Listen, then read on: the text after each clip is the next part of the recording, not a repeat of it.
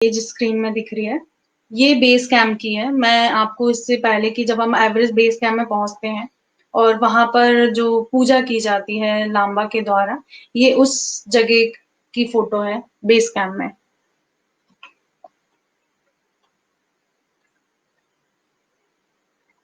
और ये माना जाता है कि हम एक ये जो पूजा होती है वो एक टाइप से ऐसा होता है कि आप परमिशन मांग रहे हैं माउंटेन में या एवरेस्ट में जाने के लिए भगवान से, और प्रे कर रहे हैं कि हमको ऐसी कोई भी प्रॉब्लम ना हो या हमारे साथ ऐसी सिचुएशन ना हो जब जिसमें हमको या जान जा सक जाए या कुछ ऐसी सिचुएशन कि भगवान हमारी रक्षा करना। और ये काफी मतलब जब हमने इस पूजा को करी और मुझे काफी पॉजिटिव रेज मुझे लगी कि नहीं, मतलब अब गॉड भी हमारे साथ है। ये भी बेस कैंप की फोटो है। ये इसमें आप देख सकते हैं ये वाली फोटो में कि जो क्लाइंबर है वो आइस कुंभफॉल ग्लेशियर, ये बहुत बड़ी आइस होती हैं। आप मतलब एक बिल्डिंग के बराबर की आइस होती हैं जो क्लाइंब करके और इसको क्रॉस करने के बाद ये कैंप वन का वे होता है कि आप बेस कैंप से कैंप वन के लिए जा रहे हैं और ये सारा आइस कुंभफॉल ग्लेशियर को आपको क्रॉस करना होता है।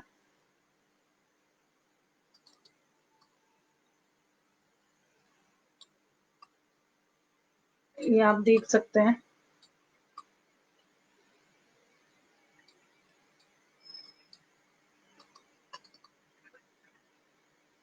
ऐसी आपको एक और ये जो आइस कुंभो फॉल ग्लेशियर है, इसमें जब हम एवरेस्ट के बेस कैंप में पहुंच जाते हैं उसके बाद आपको रोटेशन करना पड़ता है। रोटेशन क्यों करना पड़ता है? क्योंकि आप एकदम पहाड़ पे नहीं चढ़ सकते हैं, आपकी बॉडी एक्मेटाइज होना चाहिए। उसके लिए जब हम बेस कैंप में पहुंच जाते हैं और उसके बाद हम ये करते हैं कि रोटेशन करते हैं। कैंप बेस कैंप से कैंप वन के लिए जाते हैं, फिर वापस बेस कैंप आते हैं, फिर मोनी जी, बेस आपकी कैंप आवाज से चली फिर गई है। कैंप टू के लिए जाते हैं। हेलो।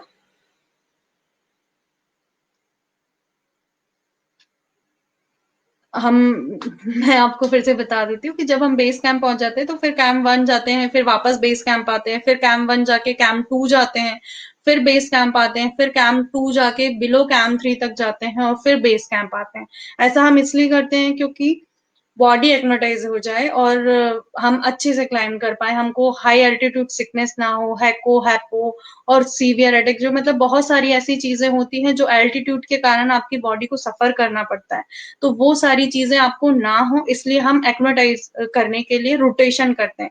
ऐसा सिर्फ एवरेस्ट पे नहीं, आप किसी भी माउंटेन में जाएंगे तो एक हाइट के बाद आपको थोड़ा मतलब जैसे और कैंप में जाके वापस आपके बेस कैंप आना होता है, जिससे आपकी बॉडी वहां पर एक्नोटाइज हो जाए। तो ये जो आइस कुंभफॉल ग्लेशियर आपको इमेज में दिख रहा है, इसमें क्या होता है कि ये क्लाइम करना बहुत टफ है। मतलब मुझे ये सबसे हार्ड पॉइंट लगता था पूरे इसमें रोटेशन में। और ये हर बार मतलब 3 रोटेशन तो हमने किए और प्लस फाइनल पुश जब ये डिसाइड हुआ कि टॉप में जाना है, तो उस टाइम पर भी आइस कुंभो फॉल को ग्लेशियर मतलब 4 बार इसको चढ़ना और उतरना, सबसे ज्यादा मुझे लगता था ये एनर्जी इसमें ही लगती है। बट और एक और बात, हमको अर्ली मॉर्निंग जैसे 3-4 बजे रात में निकलते थे और रात रात में इसको मतलब अर्ली मॉर्निंग तक हमको दूसरे कैंप में पहुंच जाना होता था, क्योंकि सन आता था तो आइस कुंभफॉल मेल्ट होता है और ये जो आपको आइस वॉल्स दिख रही हैं ये मेल्ट होके गिरने लगती हैं, तो रास्ता भी बदल जाता है। हर बार हमको ऐसा लगता था हम इस रास्ते से गए नहीं, लेकिन एक्चुअल में आइस वॉल गिरी हुई होती थी। ये आपको एक और इमेज में दिखा रही हूँ। इस इमेज में ये भी आइस कुंभफॉल ग्लेशियर की है। आप देख रहे होंगे कि एक लैडर है ऊपर, जिससे क्लाइम करके ऊपर जाते हैं। जैसे ये आपको वे दिख रहा है, फुटप्रिंट, एक रोप भी दिख रही है। इस रोप में इस रोप के सपोर्ट से हम ऊपर क्लाइम करते जाते हैं। फिर ये जो ये जगह दिख रही है, ऊपर जाते हैं फिर डाउन आते हैं, क्योंकि आइस फॉल ग्लेशियर्स में सिर्फ चढ़ना चढ़ना नहीं, चढ़ना उतरना दोनों है, बहुत टफ पड़ता है। और फिर अगर कहीं पर ऐसी आइस वॉल आ जाती है जिसमें आप क्लाइंब नहीं कर सकते, तो लैडर होता है एक सीढ़ियों जैसा, आज ये क्रेवास को क्रॉस करने के लिए भी यूज किया जाता है। क्रेवास के ऊपर लैडर लगा देते हैं और उसको क्रॉस करना, और वो काफी हॉरिबल होता है क्योंकि वो हिलता रहता है पूरा। और नीचे आइस मतलब जो क्रेवास है, क्रेवास में जाके मतलब उसको क्रॉस करते टाइम जब हम उसको देखते हैं, और देखकर ही पता डार्कनेस अंदर जो दिखाई देती है कि उसका एंड आपको नहीं पता, अगर आप गलती से भी उसमें गिरेंगे तो डेथ कंफर्म है। और ऐसे लैडर से हम क्रॉस करके फिर कैंप 1 के लिए पहुंचते हैं। ये इमेज जो है, ये कैंप 3 के बाद जब हम कैंप 4 के लिए जाते हैं, ये लोथ से फेस आपको ऊपर जो ब्लैक ब्लैक दिखाई दे रहा है लेफ्ट साइड में, ये लोथ से पीक है, एवरेस्ट से थर्ड नंबर पे जो आती है, मतलब जस्ट एवरेस्ट के साइड में है। 8000 की ये पीक है। ये लोथ से फेस है, उसको पहले क्लाइम करते हुए फिर कैंप 4 में जाते हैं। तो ये जो फोटो है इसमें मेरा ऑक्सीजन सिलेंडर भी लगा हुआ है, मास्क पहना हुआ है, और मैं एंकर हूँ, और जुमार करते हुए ऊपर की ओर जा रहे हैं।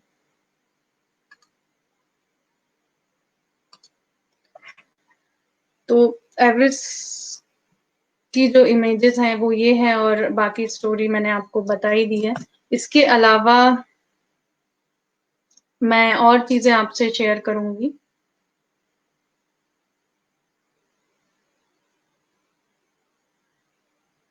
ये सब जो इमेजेस मैंने अभी आपको बताई, ये एवरेस्ट की थी। और एवरेस्ट के बारे में अगर आपका कोई भी और क्वेश्चन हो जो आप पूछना चाहते हैं एवरेस्ट के बारे में, तो जरूर पूछ सकते हैं।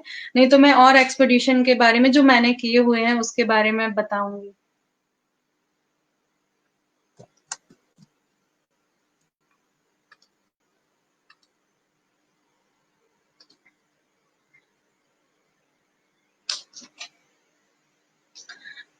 ये जो फोटो है, ये मेरा कॉजियस्को की है। कॉजियस्को जो है वो ऑस्ट्रेलिया की हाईएस्ट पीक मानी जाती है, ऑस्ट्रेलिया कॉन्टिनेंट की।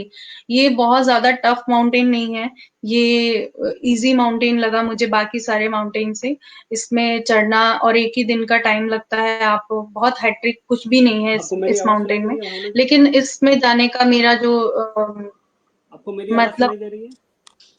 हाँ हाँ जी, ये जो फोटो है ये मेरा कॉजियस्को की है।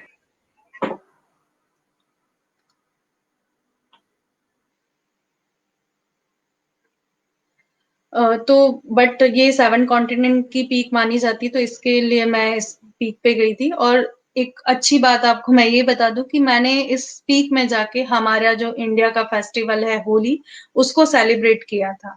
और ये अभी लास्ट मार्च में 10 मार्च को मैंने इसको सबमिट किया।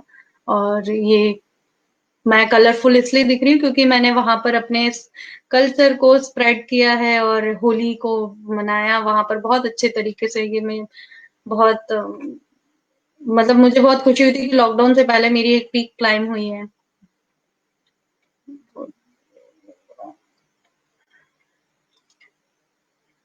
और चलो एक और एवरेस्ट की फोटो है, ये तेंजिंग नॉर्गे शेरपा हैं। आप सभी को पता है कि 29 मई 1953 में जो सबसे पहले पर्वतारोही एडमिन हिलेरी और तेंजिंग नॉर्गे ने एवरेस्ट को क्लाइम किया था। और ये जो फोटो है वही नामचे बाजार की है। जब आप एवरेस्ट जाते हैं तो लूकला से क्लाइम करना स्टार्ट करते हैं, और 2-3 गांव बाद नामचे बाजार आता है। नामचे बाजार में एक म्यूजियम है, जो पूरा एवरेस्ट जब भी जो पुराने लोग हैं जो वो क्या इक्विपमेंट यूज करते थे, क्या नामचे बाजार जो पूरी जो हिमालय रेंज है एवरेस्ट के जो साइड की नेपाल की, उसके क्या वहां पर पेड़ पौधे हैं, कौन से पक्षी रहते हैं, कौन से जानवर रहते हैं, इस बारे में सारे ये इस म्यूजियम के अंदर आपको देखने को मिलेगा। अगर आप एवरेस्ट नहीं भी जाते हैं और आपको ट्रैकिंग में इंटरेस्टेड है, तो आप नामचे बाजार तक जरूर जाएं।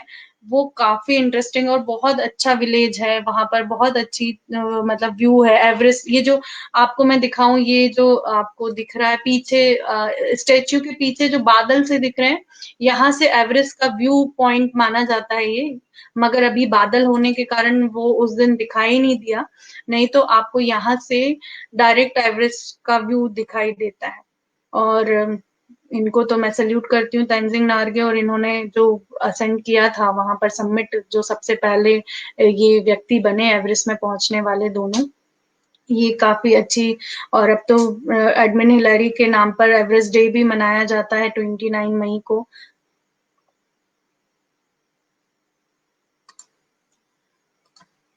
ये फोटोज तो मैंने दिखा दी है।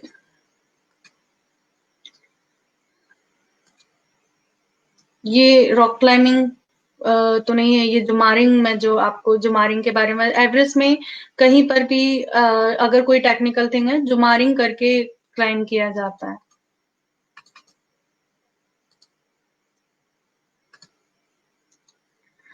राजेश जी, अब अगर किसी और कोई क्वेश्चन हो तो वो मुझे पूछ लीजिए।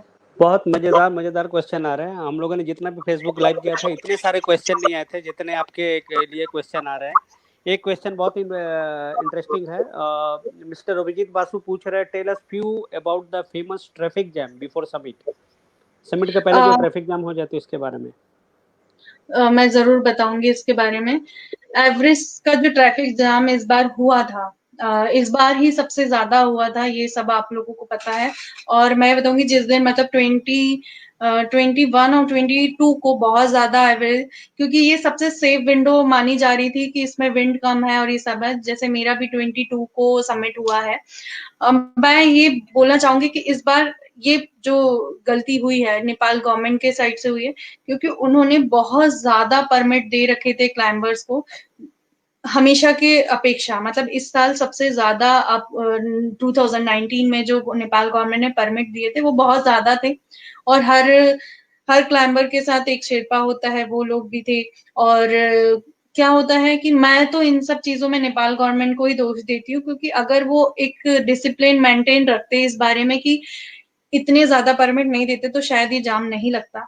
और कुछ लोग ऐसे भी थे, जैसे अब मैं माउंटेनियर हूँ, बहुत सारे माउंटेनियर सिर्फ एवरेस्ट को क्लाइम करने के लिए जाते हैं, उनको कोई इशू, उनको पता होता है कि सिचुएशन में कैसे है, सिचुएशन को कैसे हैंडल करना है।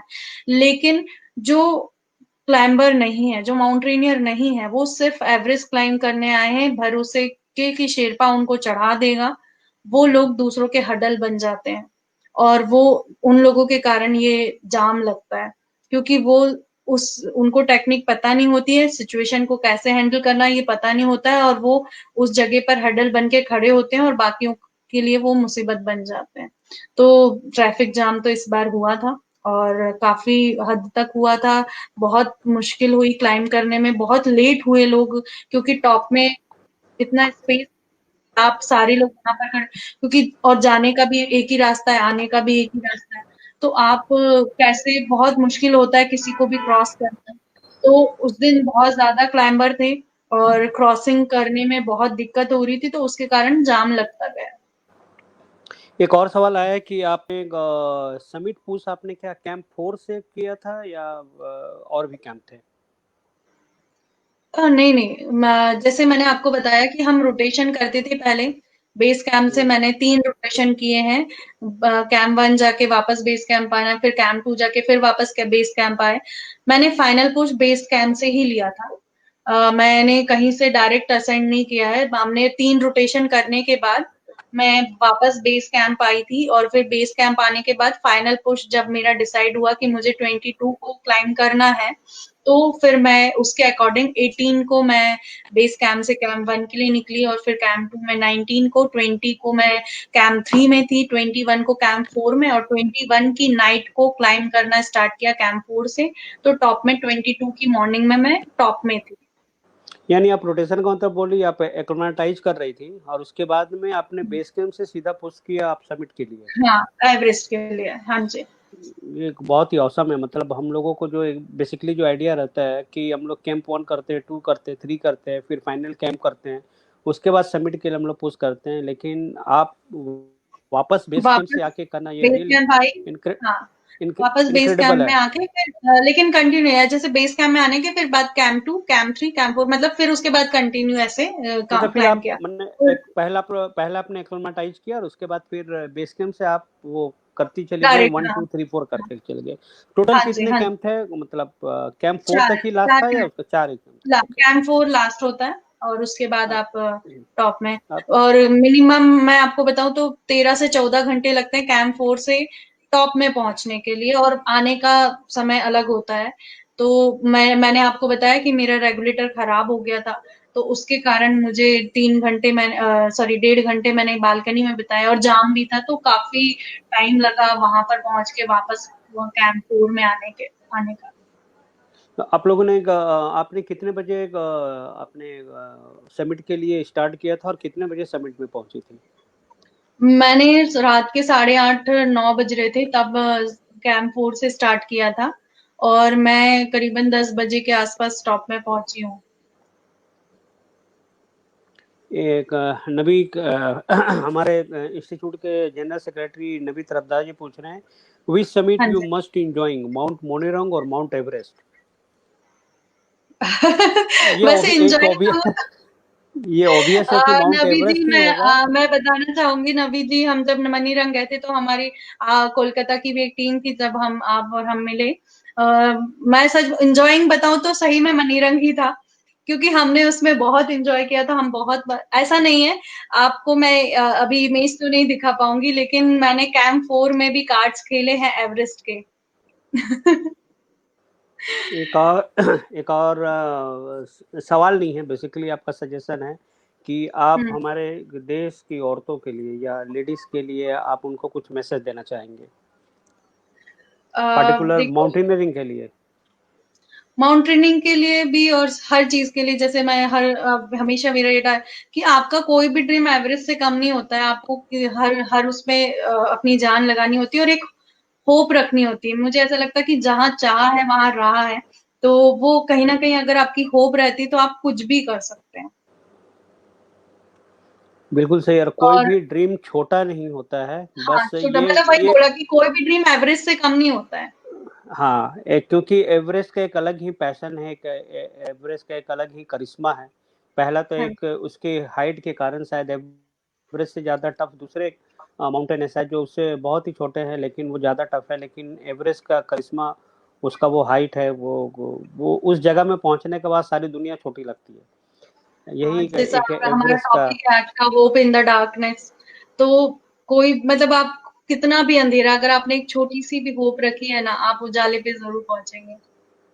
मैं बिल्कुल आपसे एग्री करता हूँ, क्योंकि ड्रीम के बिना आप कुछ कर नहीं सकते जब तक इंसान ड्रीम नहीं देखे। ड्रीम हम देखते हैं, फिर वो ड्रीम रियलाइज जब हो जाता है तो वो रियलिटी बन जाती है।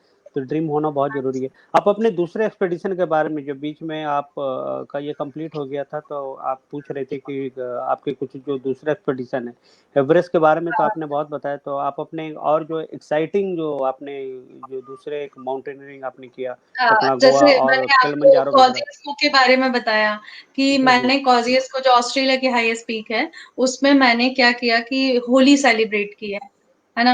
हमारा मतलब इंडिया का बहुत, मतलब ये कहना चाहिए हमारे इंडिया के दो बेस्ट फेस्टिवल हैं, एक होली और एक दिवाली। तो कॉजियस्को में मैंने होली सेलिब्रेट की है अभी रिसेंटली। और इससे पहले जब मैं एवरेस्ट से वापस आई थी, और अक्टूबर में मैं किलिमंजारो गई थी, जो अफ्रीका की हाईएस्ट पीक है। जो इमेज आपको अभी डिस्प्ले में दिख रही होगी, मैंने हम्म। डिस्प्ले में अभी इमेज दिखाई हाँ है। हाँ, मैंने उसको लगा के ही रखा है स्क्रीन के ऊपर में, ताकि लोगों को भी फील हाँ, हो हाँ सके। जी। आप वहां पर है लेकिन हम लोग as a Indian proud feel कर रहे हैं कि हमने अफ्रीका के ऊपर अपने झंडे गाड़ दिए हैं। हाँ, तो यहाँ पर मैंने जो क्लाइम किया था वो मैंने दिवाली के दिन किया था। वाह। तो मेरे जो एक्सपीडिशन रहे हैं वो, जो इंटरनेशनल एक्सपीडिशन रहे हैं वो ऐसे रहे कि मैंने हमारे इंडिया के जो बेस्ट फेस्टिवल हैं उनको वहां सेलिब्रेट करना, ये मुझे खुद प्राउड फील होता कि मैंने अपने इंडिया के कल्चर को उस टॉप तक मैं लेके गई। तो यहाँ पर जब मैं कॉजियस को गई थी तो मैंने दिवाली सेलिब्रेट करी, और किलीमंजारो पे मैंने ओ सॉरी दिवाली सेलिब्रेट की किलीमंजारो पे, और कॉजियस को पे होली।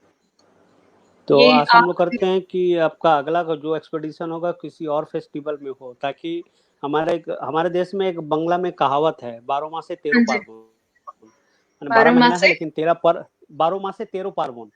हाँ जी, हाँ जी, हाँ जी। 12 महीना में 13 पर्व। तो तेरे बार बहुत। हमारे इतने सारे त्योहार है, तो हम लोग आशा करेंगे कि एक और किसी फेस्टिवल में और आपके जो अगले एक्सपेडिशन है आप उसमें कीजिए, ताकि हमारा देश का ऑलरेडी हमारा देश का नाम है, मैं ये नहीं कहूँगा कि हमारा देश का नाम है, आप लोग जैसे या फिर जो जाकर अपने झंडे गाड़ रहे हैं, हमारे देश का हाँ नाम होता है। आप लोग या फिर जो भी किसी फील्ड में अगर नाम करते हैं ना, तो वो एज ए इंडियन हम लोग प्राउड फील करते हैं। दुनिया में हमारे इंडिया की पहचान बनती है कि इंडियन ने ये काम किया, और हमने पूरे जी, दुनिया में अपना झंडा गाड़ के रखा है, चाहे वो आईटी इंडस्ट्री हो, चाहे माउंटेनियरिंग में तो हम लोग कर ही रहे हैं। और आप जैसी लेडीज आ रही है जो कि नए नए खिताब, नए नए एक तो छंदा गायन थी, फिर आप लोग हैं संतोषा यादव, बछंत्री पाल, ये सारे वेटरन हैं। तो वुमेन शक्ति का भी हमारे इंडिया में, शायद वर्ल्ड में उतने वुमेन माउंटेनियर कितने हैं मुझे उतना आइडिया नहीं है, लेकिन अभी हाल फिलहाल में मैं फेसबुक लाइव के बाद में और मैं लोगों से मिलता हूँ, तो हमारे लेडीज माउंटेनियर इतने सारे हैं, और उनमें एक आप लोग इंस्पिरेशन हो एक्चुअली। नए हाँ नए जी, जो हाँ जी। लोग आ रहे हैं आप लोग को देख के उनको इंस्पिरेशन आता है कि हम लोग भी कर सकते हैं। खर्चे की तो बाद में बात है, और लोग अभी स्पॉन्सर हाँ जी, करते हैं। आप वही मैंने कहा कि अगर आप होप रखेंगे तो सारी चीजें होती चली जाएंगी, लेकिन आपको उसके लिए थोड़ा तो स्ट्रगल करना ही पड़ता है, थोड़ा नहीं ज्यादा करना पड़ता है, 100% करना पड़ता है। तब आप ये सारी चीजों को अचीव कर पाते हैं। ये आप अभी जो इमेज देख रहे हैं स्क्रीन में, ये मेरे हम्म, हाथ में कुछ व्हाइट सा दिख रहा है, वो उसमें क्लियर नहीं दिखेगा, ये दिए हैं। एक्चुअल में ये वो प्लेट है और उसके ऊपर छोटे छोटे दिए हैं। ये हम्म। मैं दिए लेके गई थी, लेकिन किलिमंजारो के टॉप में बहुत विंड थी उस दिन, बहुत ज्यादा विंड थी। तो उसके कारण मैं उसे जला नहीं पाई, बट मैंने अपने जो सेलिब्रेशन था हमारी दिवाली का वो जरूर किया वहां। वो सिर्फ दिया ही नहीं था हमारा, वो जिसे कहते हैं ना आशा का दिया, वो आशा का हाँ दिया था, जी, भले वहां पे जला नहीं लेकिन आपके दिल में जला, और हम इंडियन के भी दिल में जला। नवीन एक बहुत ही इंटरेस्टिंग सवाल पूछा है। आज का फेसबुक लाइव करने में मुझे बहुत मजा आ रहा है। इतना इंटरेक्टिव मैं किसी भी अपने गेस्ट के साथ में नहीं था जितना इंटरेक्टिव मैं आपके साथ में हो रहा हूँ। शायद ये हाँ एक जी, टेक्निकल टेक्निकल इश्यू के कारण में मुझे आपसे बात करने का बहुत ज़्यादा मौका मिल गया। तो आज का फेसबुक मुझे बहुत मज़ा आ रहा है, मतलब यूजुअली मेरे पास करने के लिए कुछ नहीं रहता है। इंट्रोड्यूस करने के बाद में मैं बैकग्राउंड में चला जाता हूँ, घूमता फिरता हूँ, खाता पीता हूँ, पानी पीता हूँ, लेकिन आज मैं पूरा मेहनत कर रहा हूँ ये एक टेक्निकल हाँ इश्यू जी। को सारे करने के लिए। नबी ने ये सवाल पूछा है, which role your most favour as professional HR और ए माउंटेनियर। आप एज ए प्रोफेशनल एचआर आप अपना रोल को ज़्यादा फेवर करती हैं as a mountaineer? Mount Rainier. ये बिल्कुल ऑब्वियस ये होगा। ये क्वेश्चन आपको पूछना ही नहीं चाहिए। ये पूछना नहीं चाहिए था, मैं यही बताना चाहता था, लेकिन मैं क्या करूं, मैं एक बीच का एक मतलब मध्यस्थता कर रहा हूं। कोई भी सवाल आ रहा है मुझे मजबूरी में पूछना पड़ रहा है, लेकिन ये मुझे लगता था कि ये मैंने जो पहाड़ पे जाते हैं जिनके लिए माउंटेन और नेचर मैंने हमारे लिए दूसरा कोई ऑप्शन हो ही नहीं सकता। अगर आज मुझे हाँ, कोई बोले कि मैं नेचर में या अपने प्रोफेशन में क्या चुनूंगा, तो प्रोफेशन मेरे लिए इंपॉर्टेंट है for my bread and butter, but my first love would be always nature या फिर हाँ, एडवेंचर। हाँ जी। 2017 में मेरा एक्सीडेंट हुआ था, मेरा कॉलर बोन टूट गया था, लेकिन उसके बावजूद भी अगर मुझे कोई कहे कि आपको अब ये नहीं करना है, तो मुझे करना है। उसके बावजूद भी हम लोग और बिल्कुल, बाइक जब एक्सपेडिशन में एक्चुअल गए। में यही यही आपको स्पिरिट रखनी होती है अपने अंदर, कि कुछ भी सिचुएशन हो जाए आपको हिम्मत नहीं हारनी है, कि आप कर सकते हैं। ये अगर आपके दिमाग में रखते हैं, पॉजिटिव जो थिंक होती है ना, जब आपके अंदर पॉजिटिवनेस आ जाती है, तो आप कुछ भी करने के लिए रेडी रहते हैं।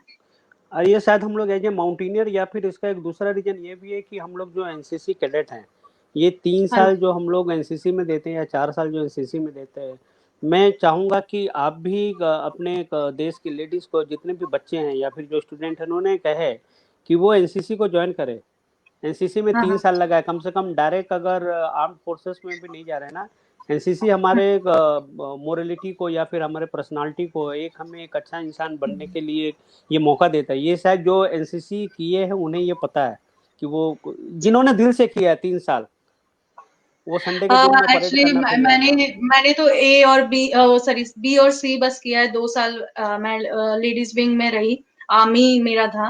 और हम्म। काफी डिसिप्लिन सिखाता है। मैं स्पोर्ट्स में नेशनल प्लेयर रही हूँ बास्केटबॉल की, और बहुत सारी चीजें, मतलब स्पोर्ट तो ये आपके अंदर जब एनसीसी के आप कैडेट हो जाते हैं तो बहुत ज्यादा डिसिप्लिन और जो कुछ करने की इच्छा या कैसे लाइफ को जीना, ये सारी चीजें आपको आ जाती है। ये करने की इच्छा आपके मरते दम तक आपके साथ में रहती है, आप कभी हार नहीं और मानते। मैंने तो अभी मेरा जो टारगेट है, मैंने टेरिटोरियल आर्मी के बारे में आपको पता होगा शायद। मैं बहुत ट्राई हाँ, किया हूँ, मेरा अभी तक नहीं हुआ। अभी तो मैंने दो तीन साल अभी से ट्राई करना अभी छोड़ दिया। मैंने भी अभी उसका फॉर्म भरा हुआ है, देखिए अब क्या होता है। टेरिटोरियल अगर आप अभी, क्या होता है कि आप आपकी एज हो जाती है, आपको नहीं पता होता है कि आर्मी में हम्म। कैसे जाना है, क्या करना है।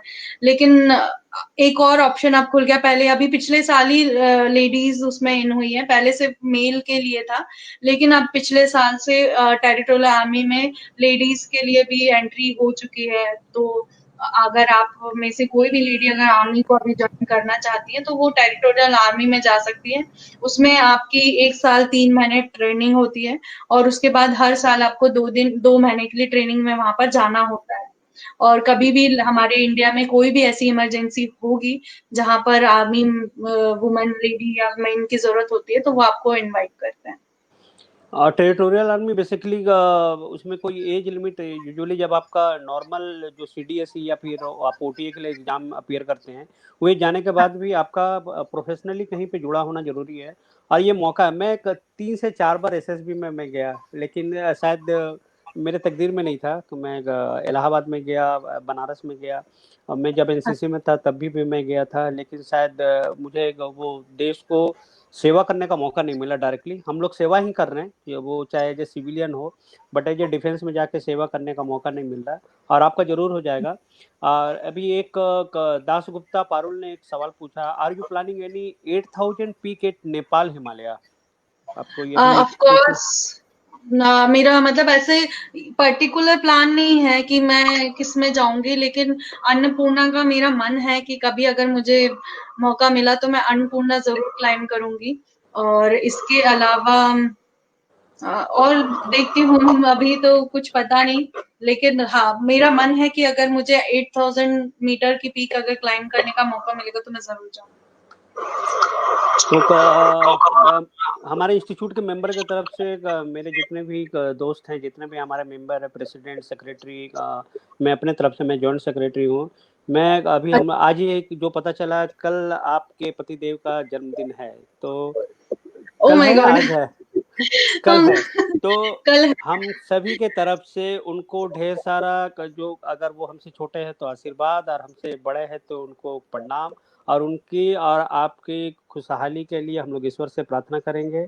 आप लोग खुश रहो, स्वस्थ रहो, इस कोरोना सही काल में अच्छे तरीके से रहो, और आपका आने वाले सारे जो भी सपने हैं वो आपका पूरा हो। और हमारे तरफ से आप अपने पतिदेव जी का नाम, आपके पति का नाम महिम मिश्रा। क्या? महिम मिश्रा। मनी मिश्रा। तो मनी मिश्रा जी, आपको बहुत बहुत मुबारक हो आपका जन्मदिन। आप बिल्कुल स्वस्थ रहे, और आपकी भगवान सारी इच्छाएं को पूर्ण करे। और हमारे इंस्टीट्यूट ऑफ एक्सप्लोरेशन के तरफ से प्रेसिडेंट, वाइस प्रेसिडेंट, सेक्रेटरी और सभी मेंबर के तरफ से, और जितने भी फेसबुक लाइव देख रहे हैं, आपको जन्मदिन की अग्रिम शुभकामनाएं। आप और अगर कुछ कहना चाहती हैं तो आप बोल के, ऑलरेडी अगर हो चुका हो तो आप, हम लोग आपसे विदा लेंगे, अगर आप और कुछ कहना चाहती हैं तो। बस सारी इन्फॉर्मेशन मैंने बता दी है। अगर आप फिर भी अगर कुछ ऐसा माउंटेनिंग के बारे में या किसी को कोई, एक्चुअली मैं एलओ भी हूँ, लीजनिंग ऑफिसर।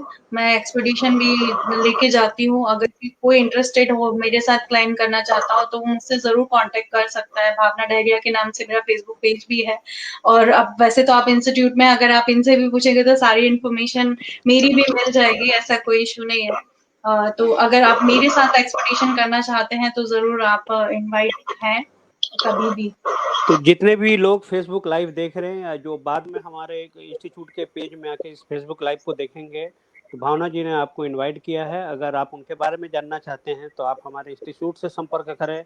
हम बीच का माध्यम बनेंगे भावना जी से आपको मिलवाने के लिए।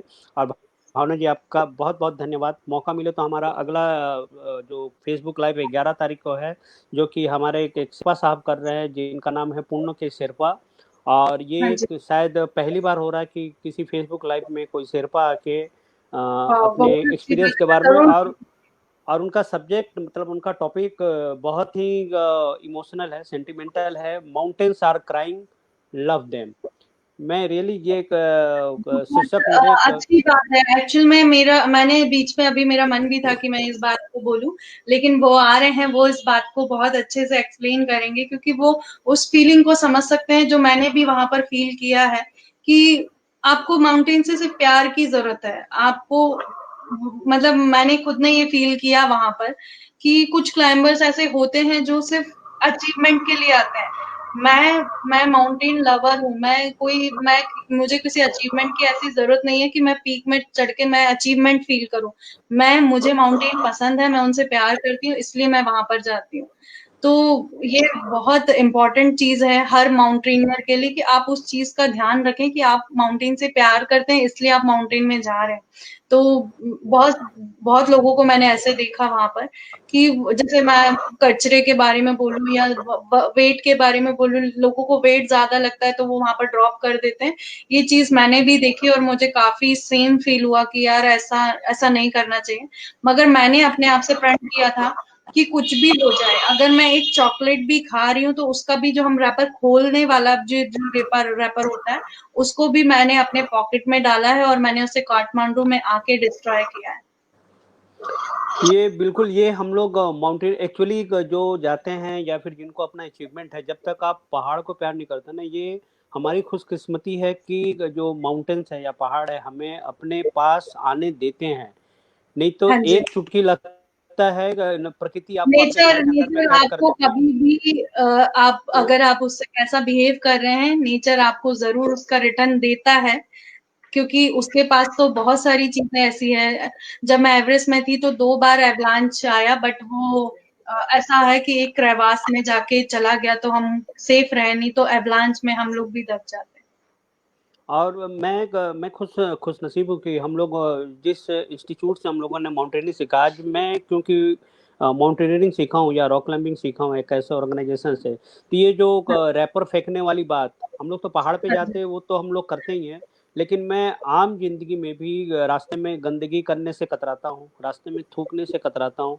हम लोग डस्टबिन को वो यूज करते ये हैं, तो ये माउंटेन मैनर्स होते हैं जो आपको लाइफ स्टाइल सिखा देते हैं, माउंटेन बस में नहीं। बिल्कुल कहीं पर भी आप कहीं पर भी रहें, आप जैसे आपने बोला कि आप एक माउंटेनियर है, तो ऑब्वियसली आपको पता होगा कि माउंटेन मैनर्स क्या होता है और कैसे क्लाइम की जाती है, और ये बाकी लोगों को भी समझना बहुत जरूरी, इवन जो टूरिस्ट हैं उसको भी। क्योंकि सिर्फ माउंटेन में नहीं, जब आप अगर किसी विजिट पॉइंट में, किसी व्यू पॉइंट में, जैसे लोग मनाली या इस जगह पर भी जाते हैं, तो ये भी भला ही वहां पर गांव है तो क्या हो, लेकिन वो एक माउंटेन ही है, आपको उसको भी वैसे ही ट्रीट करना है। जी बिल्कुल, ये कम से कम हम लोग ये माउंटेनियस समझ सकते हैं, और हम लोग कोशिश करते हैं कि ये जो भी हैबिट है, गुड हैबिट है, इनकलकेट करना चाहिए लोगों को। और हम लोग कोशिश करते हैं, कभी कभी हम लोग शहर में भी रहते हुए कभी स्वच्छ भारत और ये सब अभियान हम लोग करते रहते हैं। ये हमारी सोशल रिस्पॉन्सिबिलिटी है, और हम अपने दूसरे जनरेशन को या फिर जो नए यंग जनरेशन, अगर उनको हम लोग ये इनकल, क्योंकि देश स्वच्छ हम ही कर सकते हैं, कोई नेता या फिर कोई आके नहीं कर सकता। तो ये एक हाँ देखिए, ये सारे मैसेज ये हम लोग एक माउंटेनियर या नेचर लवर ही कर सकते हैं। तो हाँ जी। आपका बहुत बहुत धन्यवाद। आपका ये थैंक यू, मुझे, मुझे मैं भी रियली बहुत बताता अच्छा हूँ, लगा। आई एम हाँ वेरी जी। थैंकफुल टू यू कि ये एक फेसबुक लाइव, मेरे फेसबुक लाइव का सबसे इंटरेक्टिव बहुत ही ज़्यादा मज़ेदार रहा। Thank you very much. आज का मेरा दिन बन गया, संडे का दिन, मैं सुबह से बैठा हुआ था। तो थैंक यू वेरी मच। कभी आप अगर आपसे मिलने का मौका मिला तो ज़रूर मिलूंगा। और बिल्कुल, आपका 50 ईयर कंप्लीट हुए हैं इंस्टीट्यूट के। अगर अगर ये कोरोना नहीं हुआ होता तो अभी शायद हम कोलकाता में सेलिब्रेट कर रहे होते। उसकी भी आपको बहुत बिल्कुल सारी जी, थैंक यू वेरी मच। तो आपसे मैं विदा लेता हूँ, और बधाई। आपके पति को एक बार फिर से एक once again happy birthday to him, और मेरी धन्यवाद। मेरे साइड से भी happy birthday. Thank you. Okay.